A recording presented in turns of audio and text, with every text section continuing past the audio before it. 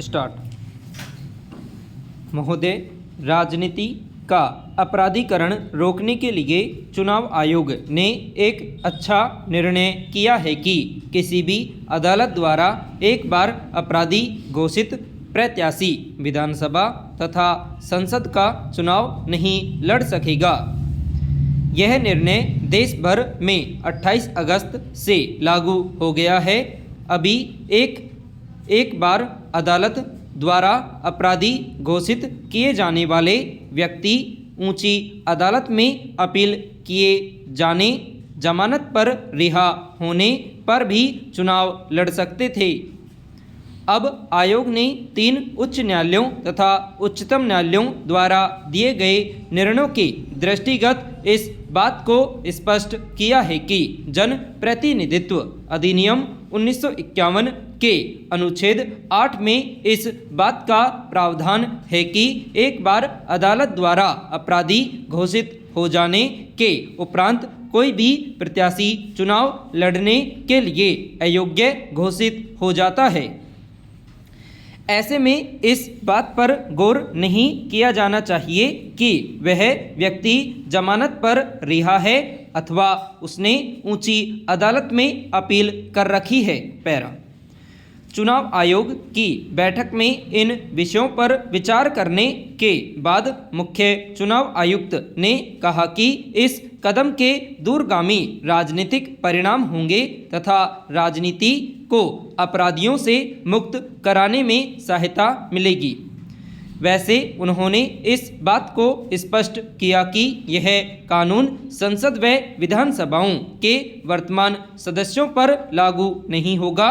उन्होंने इस बात को भी स्वीकार किया कि जनप्रतिनिधित्व कानून के अनुच्छेद 8 में अनेक कमियां हैं, जिन्हें दूर करने के लिए आयोग 3-4 दिनों में सरकार को लिखेगा।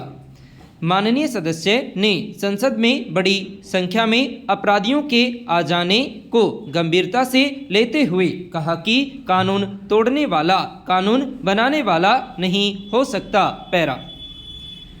आयोग का यह निर्णय अगले वर्ष होने वाले 8 विधानसभाओं नागालैंड, त्रिपुरा, मिजोरम, हिमाचल प्रदेश, मेघालय, दिल्ली, मध्य प्रदेश, राजस्थान के चुनावों पर लागू होगा। चुनाव अधिकारियों को अब प्रत्याशियों के नामांकन पत्र स्वीकार करते समय इस बात को ध्यान में रखना होगा कि प्रत्याशी किसी अदालत से दंडित तो नहीं है या उस पर किसी अपराध में कोई मुकदमा तो नहीं चल रहा है। उम्मीदवारों को इस बात का शपथ पत्र भरकर देना होगा कि वे किसी अपराध में किसी अदालत द्वारा दंडित नहीं हुए हैं या उनके विरुद्ध किसी अदालत में कोई मामला विचाराधीन नहीं है अथवा जमानत पर नहीं छूटे हुए हैं। पैरा। महोदय, देश में राजनीति के बढ़ते अपराधीकरण तथा भ्रष्टाचार के कारण आज संसद से लेकर नीचे के हर स्तर पर चिंता प्रकट की जा रही है। पिछले कई दशकों में जिस प्रकार चुनावों में खर्च बढ़ा है, उसी मात्रा में इसमें भ्रष्टाचार व काले धन का वर्चस्व भी बढ़ा है। विभिन्न उम्मीदवारों द्वारा चुनाव जीतने हेतु बूथों पर कब्जे करने के लिए अपराधियों का सहारा लिया गया। उससे राजनीति में अपराधियों का वर्चस्व भी बढ़ता गया। इस प्रकार पहले आर्थिक अपराधी और अन्य अपराधी जहां राजनीतिज्ञों के संरक्षण में पनपते थे, वहां अब वे खुलकर राजनीति में आने लगे। विभिन्न राजनीतिक दलों द्वारा ऐसे अपराधियों को जातीय अथवा अन्य कई आधारों पर टिकट दिए जाते हैं। इनमें से कई चुनाव जीतकर संसद व विधानसभाओं में पहुँचे हैं। पिछले चुनावों में कई ऐसे उम्मीदवार भी चुनाव में खड़े हुए और जीते हुए जो विभिन्न आरोपों में जेलों में बंदी हैं।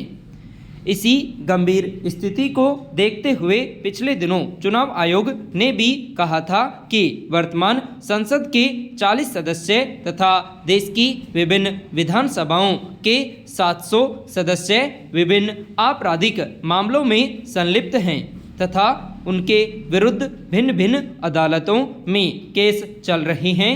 गत लोकसभा चुनावों में 1500 ऐसे उम्मीदवार थे जो विभिन्न अपराधों में संलिप्त थे।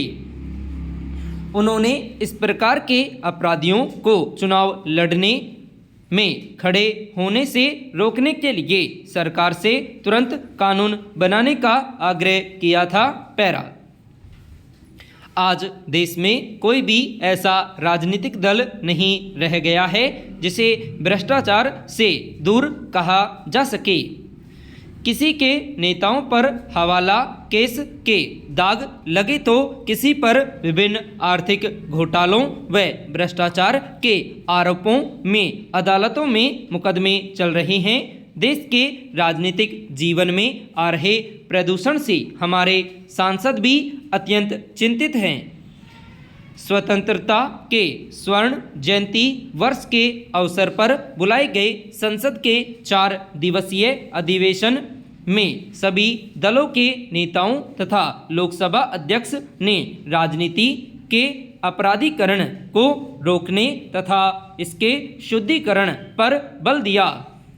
श्री अटल बिहारी वाजपेयी ने राजनीति में भ्रष्टाचार को समाप्त करने के लिए चुनाव सुधारों को लागू करने तथा सरकार द्वारा विभिन्न दलों को चुनाव लड़ने के लिए सरकारी कोष से धन देने की मांग की और श्री चंद्रशेखर ने भ्रष्टाचार को समाप्त करने की मांग की। संपूर्ण विराम।